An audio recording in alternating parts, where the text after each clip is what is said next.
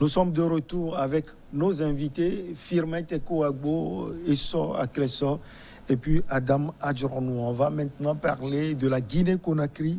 L'opposant Abdoulaye Ba, membre de la direction nationale de l'UFDG, la principale formation de l'opposition du pays, avait été remis en liberté conditionnelle pour des raisons de santé il y a 3 semaines. Il a été tout simplement renvoyé en prison pour avoir, selon le ministère guinéen de la Justice, violé les conditions de sa libération. Firmin. Moi, je me dis que nous sommes en 2021. On a organisé les élections, ou l'élection présidentielle en 2020. Il y avait une partie du peuple qui était contre la présidentielle. Oui. Parce qu'on a eu à modifier la Constitution, ce qui a permis à l'actuel président de se représenter. On l'a modifié à l'Assemblée nationale. À l'Assemblée nationale. Donc, les gens étaient contre. Il y avait des opposants, dont celui d'Alé Diallo. Sidia Touré, autres. Et ont été véritablement contre cette modification constitutionnelle et contre le fait que le président actuel se soit représenté. Et donc, cela est déjà passé et on a arrêté un bon nombre de personnes. Je me demande la question que je me pose maintenant, qu'est-ce que le président attend pour libérer les autres? Et qu'est-ce que le président a gagné en renvoyant encore cet opposant proche de Cellou Dalein en prison? Au moment où Ouattara vient de donner un très bon exemple en libérant ceux-là qui les prisonniers politiques, parce qu'il s'est dit... On parle de 78 ou 79 ans. 78 prisonniers politiques, dont au total 300 prisonniers. 300 prisonniers, donc, parce que la Côte d'Ivoire s'est engagée sur la voie de la réconciliation. Le président Alpha Condé, je me demande, du haut de ses 86 ans, je me demande ce que lui, en réalité, il veut maintenant, où est-ce qu'il veut aller avec son pays. Est-ce que le fait de renvoyer cet opposant en prison ou le fait de maintenir toujours ces opposants dans des liens de détention va permettre au pays de décoller sur le plan de développement? Je ne réponds pas à la négative. Aujourd'hui, ce temps électif est passé. Il faudrait en réalité qu'il essaye un dialogue pour que tous les Guinéens, Guinéennes se retrouvent autour d'une table de discussion pour penser à comment redécoller le pays sur le plan de la vision, sur le plan du développement. Adam, mais quand on viole les conditions de sa libération, on peut être sanctionné. Non, vous savez, nous l'avons dit tantôt, parlant donc de cette intolérance qui a toujours prévalu dans les prévisions politiques dans nos pays, qui n'ont pas permis à l'Afrique de pouvoir asseoir une paix durable. C'est ce qui continue par se faire au niveau de la Guinée. Puisque quelque part, lorsque nous faisons une petite comparaison dans la sous-région, vous avez vu, et de toutes les façons, le temps électoral, c'est un temps où chacun se rend là-dedans. Mais je pense que lorsque vous êtes au-dessus de la mêlée, vous comprendrez que lorsque cette page-là est fermée, il faudrait asseoir des bases d'unicité du pays, des bases de pouvoir faire en sorte que vos oppositions puissent...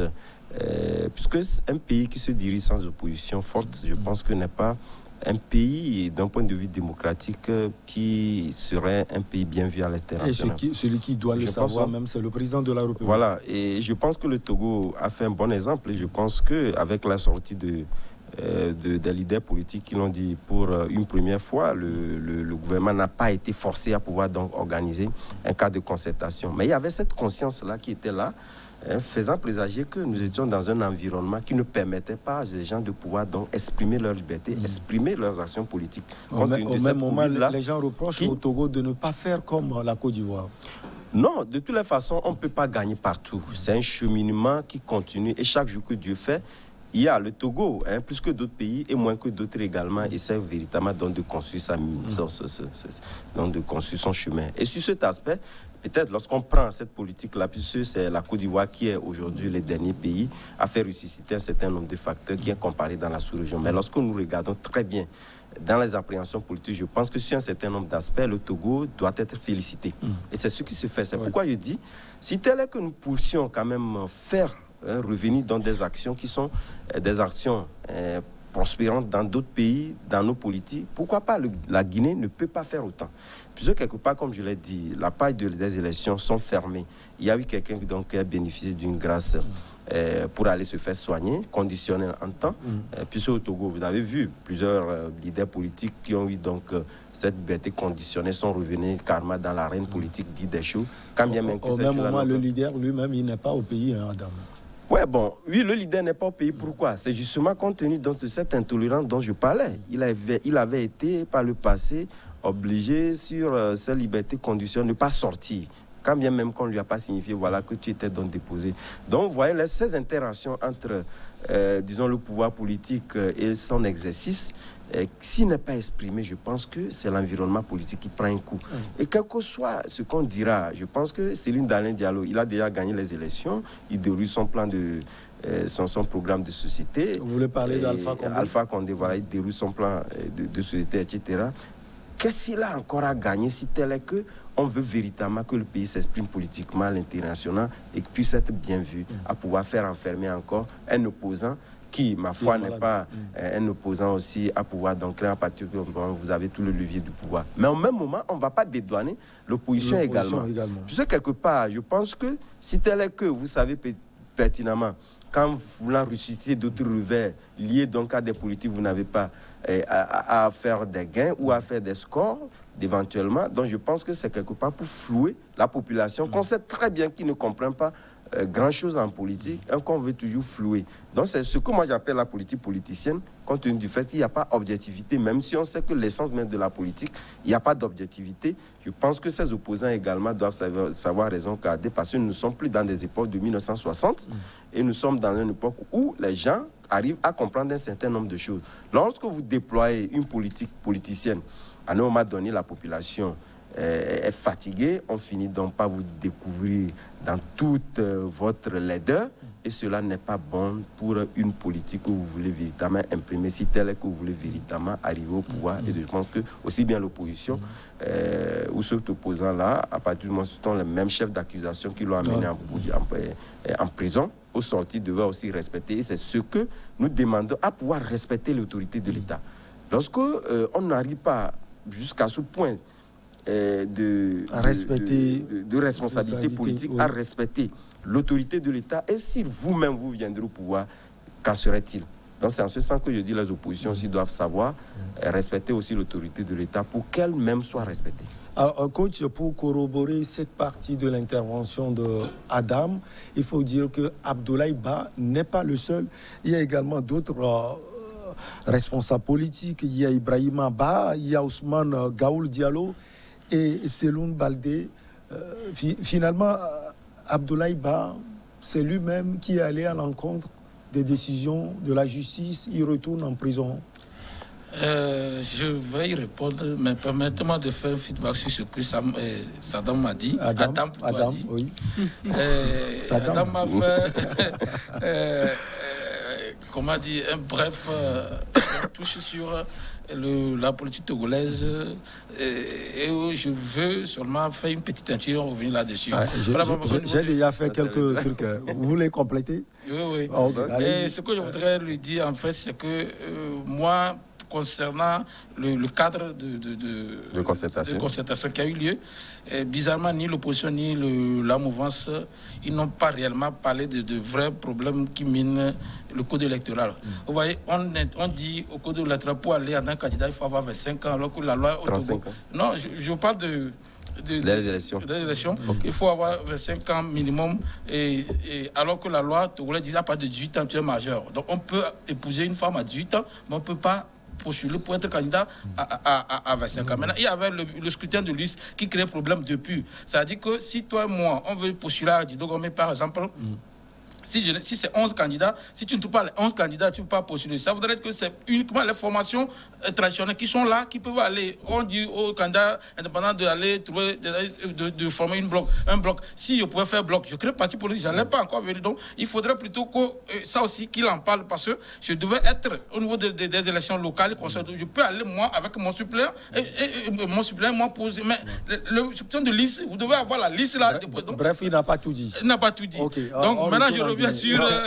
Tu peux répondre. Non, je reviens. Pour dire que, en fait, vous savez, ce cas de concertation n'est pas inscrit dans la loi fondamentale. C'est un cadre qui a été créé pour permettre aux gens de pouvoir exprimer peut-être ce qu'ils pensent de la vision politique. Tu as raison, c'est pourquoi on appelle ça la convention de constitution. Voilà, quand les politiques se réunissent, il peut quand même donner la valeur conscience. Donc peut-être que la loi fondamentale va être touchée, je pense. D'accord, maintenant par rapport à la Guinée, enfin n'oublions pas que l'opposant, quand on est ici, il faut que les gens comprennent, ce n'est pas donner aux gens ce qu'ils veulent, mais ce qu'il faut dire que l'opposant est en liberté conditionnelle.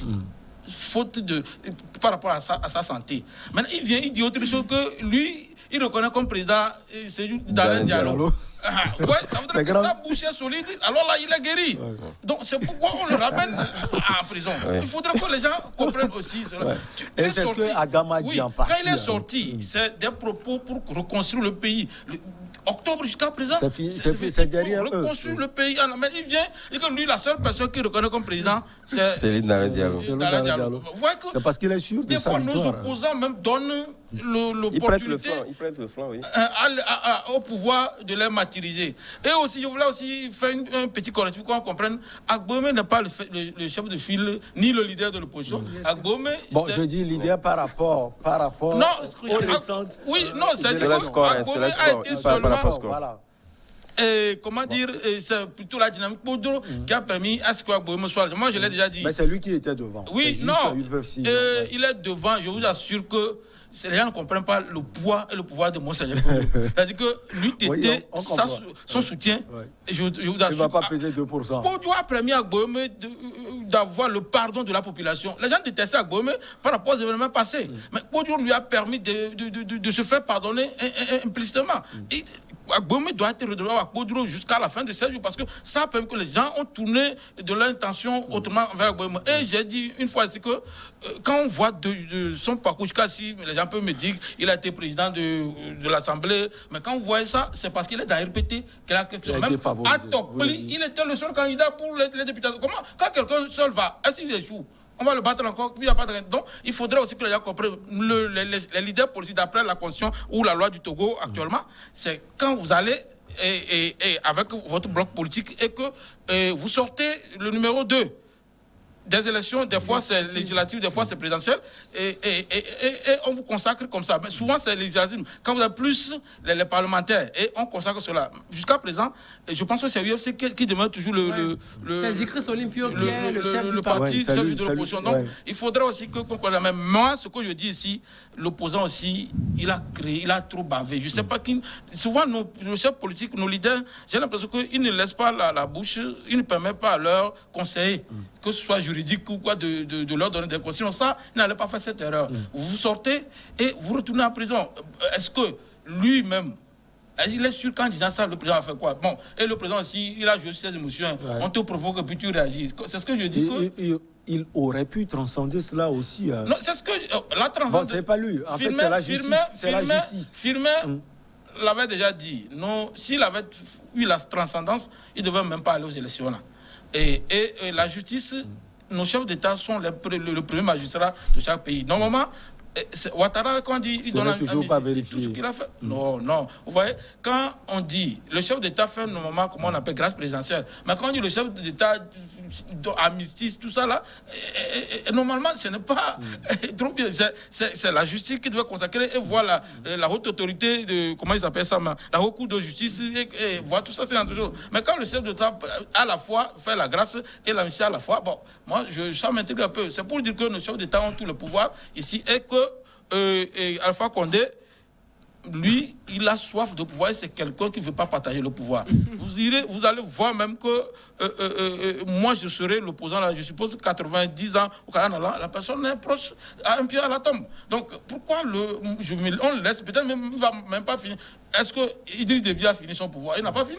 Il n'a pas fini. Donc, quand bien même qu'il n'était pas au troisième âge. Hein. Oui. Donc, on pouvait, il n'a pas besoin de faire cette communication négative pour lui-même. En 30 secondes. Oui, en 30 secondes, moi je disais que par hier sur une chaîne qu'en réalité le vent démocratique peut-être a aidé à avoir un peu la liberté d'expression en France sur tous les pays, mais ça n'a pas aidé l'Afrique à construire une véritable opposition. C'est tout le problème que nous avons aujourd'hui, que ce soit au Togo.